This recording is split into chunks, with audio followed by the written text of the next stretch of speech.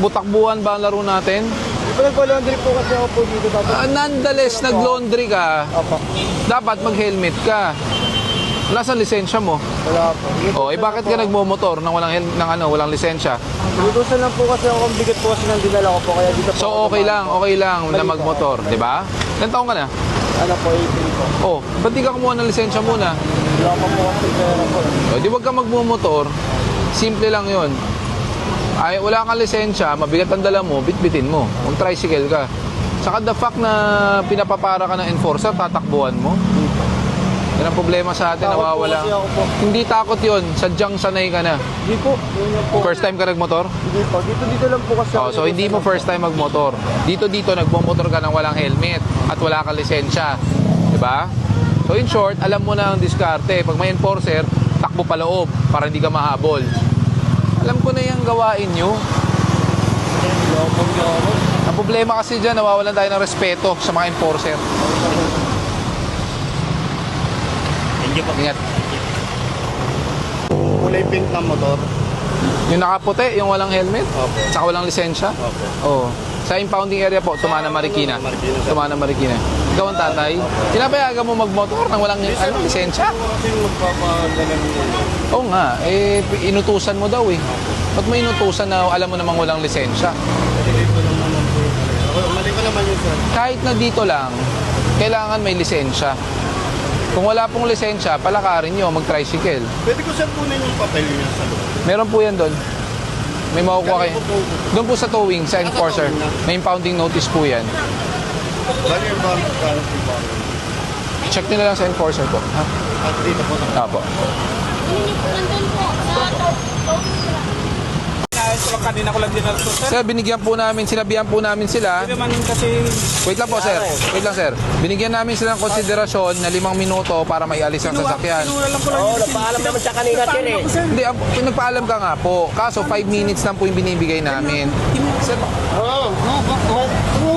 oh, sige, hatakin ko yan, yung sasakyan yan. Balik po lahat. Abante mo yan, move it. Abante mo. Balik. Lahat po ng lisensya. Abot po ng mga lisensya nyo. Pingin dalawang maninikat dito, dalawa.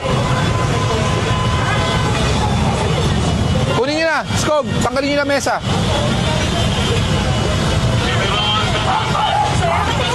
sir. Ha? Pwede pa mag-picture? Ay, opo. Hindi po. Hoy, kuya! Sinabing bitawan mo eh. Ano? Bakit? Bangketa to eh. Oo, sige, atakin ko yan, yung sasakyan yan. Sinabing walang aalis eh. Lahat ng lisensya, kunin nyo. Yung Adventure saka yung Yaris nga. Adventure saka Yaris.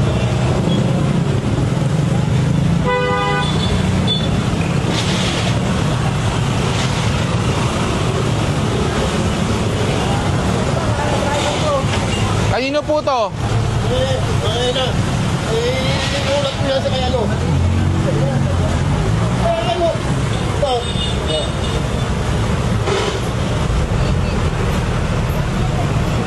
Kanino po ba to? Itong Adventure? Paano mo na? Pinukuha na yung lisensya na, yung dito sa... Pero andito yung ano. Hindi pa kami niya. Sino? Hinihingi ko lang yung license niya.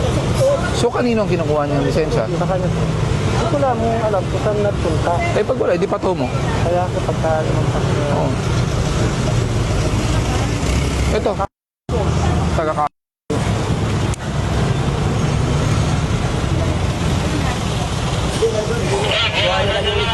Ito po. Nandun, nagpaalam siya dito, kinuha yung lisensya niya, nakalimutan daw niya dun sa ano. Sino po ba may-ari? Tinda sa loob yata eh. Pero sino po ang nag-iiwan dito? Kasi kayo po atang gumagawa. Opo, iniwan niya sa amin, kaya akala ka.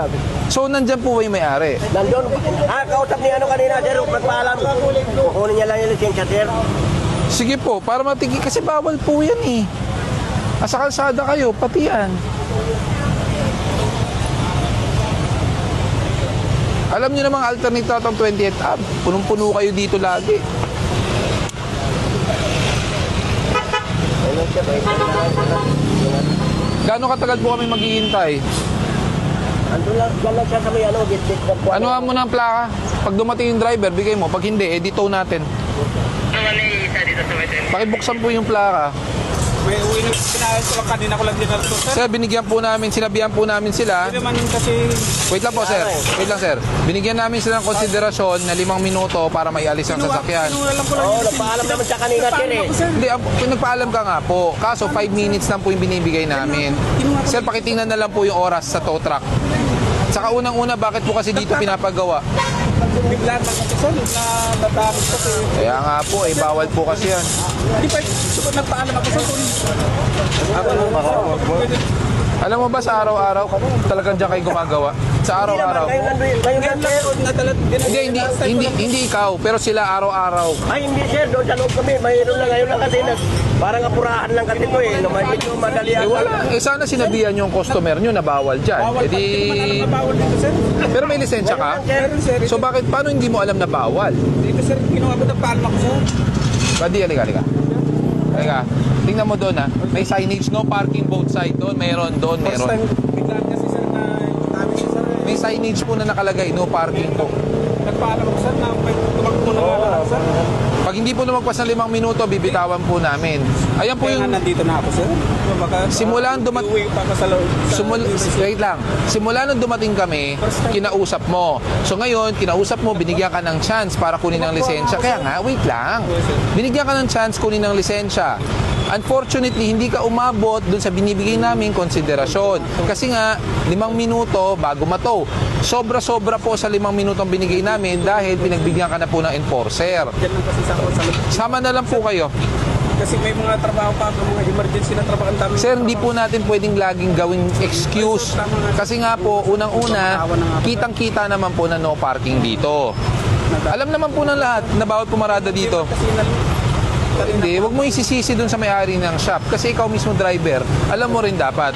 marami akong trabaho na nasikasok mga Sir, hindi po excuse yun. mga trabaho ko. Hindi po excuse yun. Hindi po excuse yun. Ito, sir. Baka pwede na lang. Tikitan na lang kaya. May ticket na talaga yan.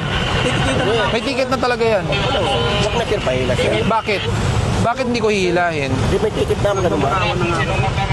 May Sa araw-araw kayong gumagawa dito, Hindi, ngayon lang, sir. Kasi naano lang kanina. Madalian lang kasi. sigurado ka, hindi araw-araw? Pupwestuhan kita ng enforcer ko dito. Pupwestuhan kita. Dito na. Sa loob naman kami talaga lagi. Kasi Ito alam nga, na bawal yan eh. Nakaharang sa bangketa, pinagbigyan ko na nga yan eh. Sa araw-araw, huwag na tayo magkakalokohan. Ngayon na lang, sir. Awang mo na, sir. Hindi po. Ngayon na.